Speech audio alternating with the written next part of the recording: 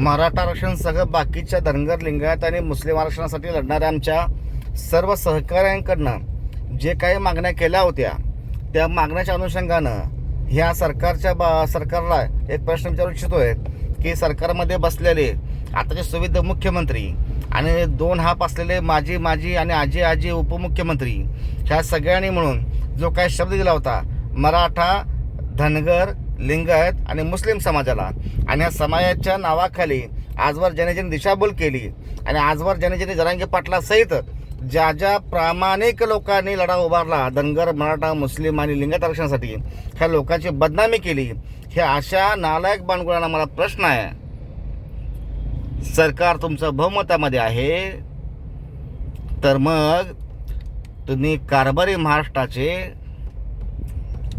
तुमच्याकडे आशेनं बघतोय, तुम्ही उत्तर द्या. ज्या अर्थी आपण विचारला होता की जर महाविकासासाठी सरकार जर आलं तर ते आरक्षण देणार का, त्यांच्याकडे फक्त कबूल करून घ्या. सरकार महाविकासासाठी आलं नाही, सरकार तुमचं आलं आहे. तुम्हाला पाशवी असू द्या आणि कसलेही असू द्या, तुम्हाला स्पष्ट बहुमत मिळालं आहे.